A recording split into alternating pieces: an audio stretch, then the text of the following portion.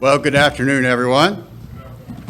Welcome to all those who are visiting and all those who are on the hookup.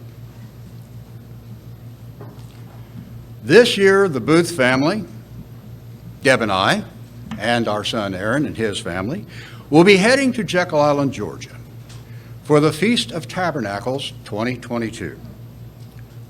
58 years ago, this year, the original Booth family from Warren County, Indiana, fairly newly minted members of the Indianapolis congregation of the Radio Church of God, also made their pilgrimage to Jekyll Island, Georgia in 1964. Wow, what an experience. I don't think I'd ever been around that many people in one place. Nearly 4,000 people congregated under, well, the best term most people understand, a revival tent, but it was like a big circus tent. And I thought at 12 that was way cool until the sand fleas hit. But what an adventure. It was my first time to see the ocean. It was also my first time to experience a hurricane-induced deluge. There are still stories of that great rain of that night. I think there was a guy that passed through saying it was Noah. It rained a lot. But the next day, it was bright and sunny, and as Georgia would provide, nice and warm. Many new experiences, and did I mention a lot of new people. In a pastor's update recently, Mr. Creech mentioned 6 points on how to have an improved feast. Point number 2 was share the feast with others, which I like to say, meet the family time. It's an opportunity to get to know our family because the Feast of Tabernacles is about family. In 1964 through 1967, in Jekyll Island, there were 3 primary ways that you met people. The number 1 was standing in line between services, waiting for your box lunch on the way to the Aquarama. It was generally warm, toasty warm. And it's interesting enough, most of the conversations when you met people started off with, whoa, it's hot out here. Whew, I'm not used to this. Yeah, that's, well, who are you? What's your name? Where are you from? On ensued the conversation. The second most popular was the gatherings.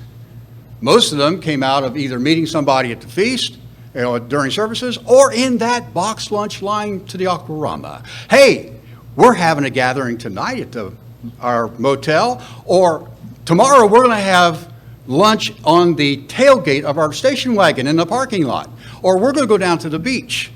Why don't you join us? And if you took that great opportunity, you would meet others that they also invited. And the third, which is done today, and every teen and young person in here realizes, because all of us of a certain age did it too. It's the cruise. You go around the circle, the tent at that time, or the building, or inside, whatever, and you cruise the line. You cruise. Who's here? Now, if you've been to camp, back in the old days, or currently, it was, who's here? And you would meet them, say, oh, hey, hi, and they would introduce you down the line, and then your friend group just exploded. Each opportunity, young or old, usually starts out with a simple, hi, my name is, I'm from, what's your name, and where are you from? Whew. After that, it goes off like a house of fire. Now, for most of the older people, it invariably will end up or take another shot and would be, how did you come in contact with God's church?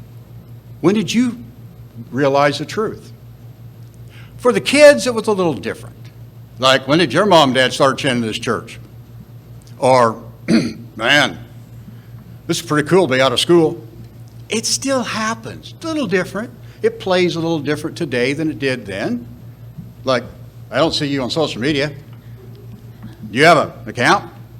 So it's different, but it's still the same principles because they work. You get to know someone, they invite you to their house or back of their car, and you get to know other people.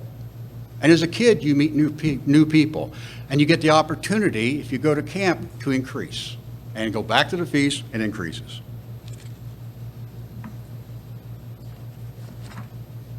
On the Sabbath of the 20th of August this year, I met a family from the Nashville area who are friends of the Creeches, Tina and Paul Casson from Nashville.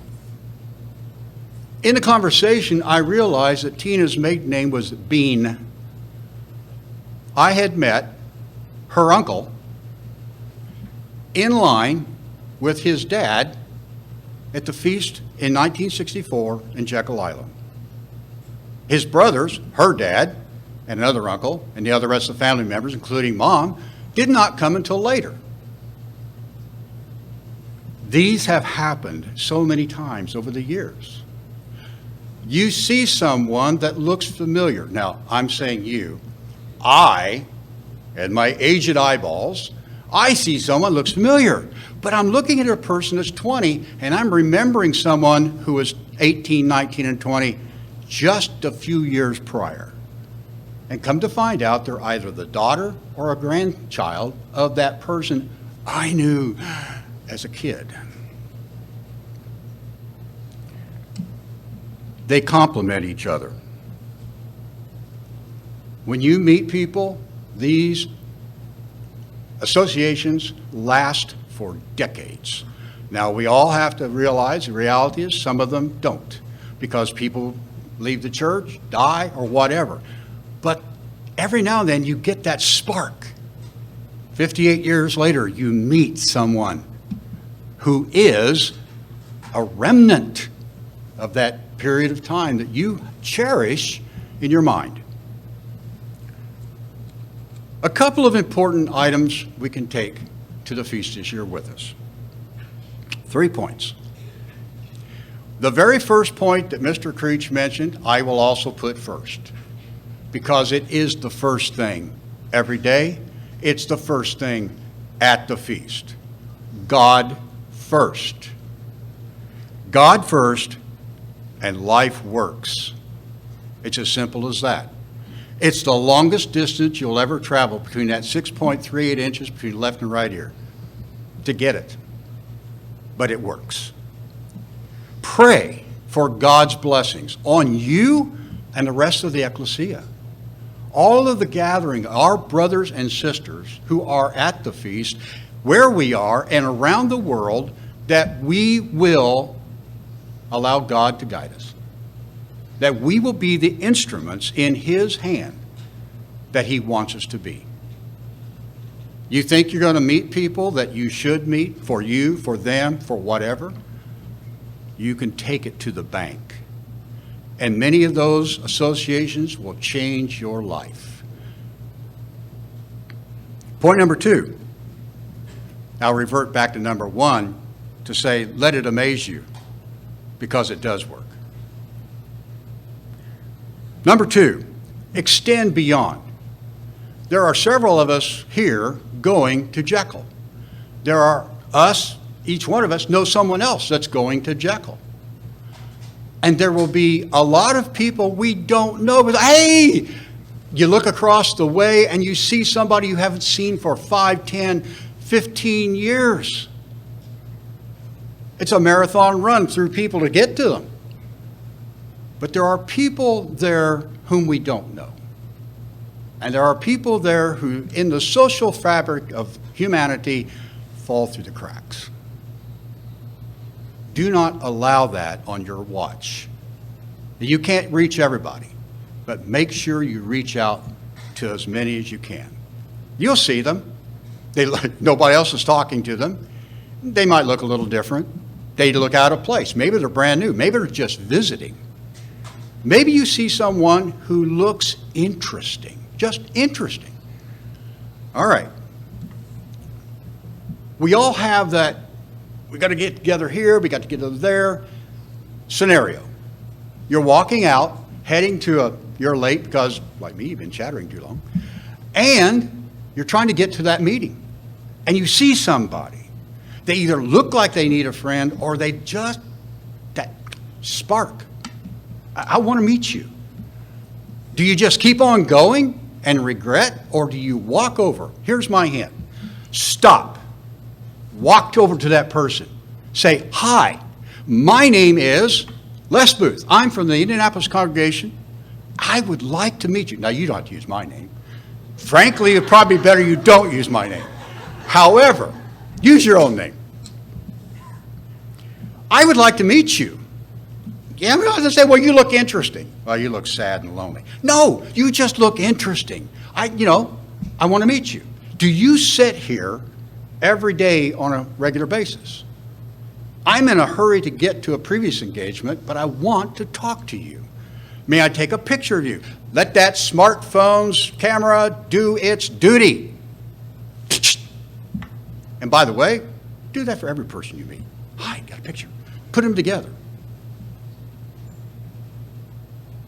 Now, if they aren't just totally shocked off of the surface and they've passed out and you got to do the CPR, they go, yeah, oh, that'd be great. Fine. You have maybe just made that person's day. And I will say, more than likely, you will make an adventure for yourself. How many here know who Steve Hartman is? Steve Hartman, okay, I'm talking to the old crowd. I'm like Darius McNeely. Everything goes over everybody's head now because I'm too old. But Steve Hartman still operates on CBS, and he's the guy who started his job by throwing darts at a board. And you go to that place, pull up in a phone book, look it up on Google, look up a phone book, and find a person's name, then call them up and say, I want to talk to you. Why? Because I think you'd be interesting. He goes through a lot of people that way. I think Steve Hartman has the best job there is because he gets to meet people. And as he said, I've never had a bad story. You will never meet a bad story. You may meet some sad stories. You may meet some heartbreaking stories and meet some really lift you up. But you'll never meet a bad one. They are our brothers and sisters. Gather that information, get their name, get their phone number, maybe a connection, however. Make sure that you meet that commitment as well. Go back and find that person. Part 3, number 3. Be social. We live in an environment of social media. I've been there since dirt. It has a lot of problems. Make this the best use of social media possible. Get their information and reconnect with them. We've only got a limited number of days, 7 days for the feast and the last great day. I have met so many people after the last service, after the last prayer. Where have you been? 15 years. Or you meet somebody like, whoa, I wish I'd met you the first day. I was here. You can't meet everybody, but you gather the information, and when you leave the feast, reconnect. Be sure to reconnect. Keep the meet the family time going 365. If you would, please turn to John chapter 15. And we will read from Christ's own words, friends, what it is to be a friend.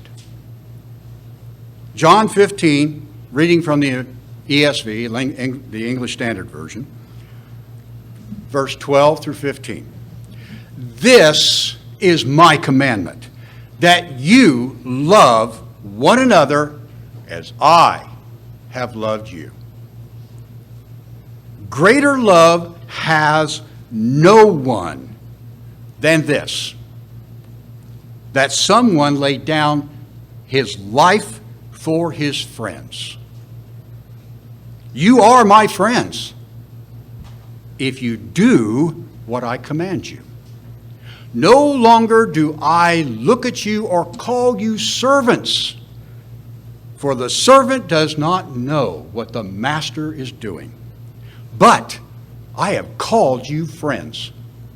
For all that I have heard from my Father, I have made known to you. And a few days later, Christ makes the ultimate commitment, laying down his life for these friends, for all of us previous and who will come until Christ's return, all of mankind. All of us have this opportunity multiple times during the feast to meet the family. Will we take advantage? Or will we let fear stop us? Reach out and meet a family member. It will have eternal results. Make this Feast of Tabernacles a successful meet the family time.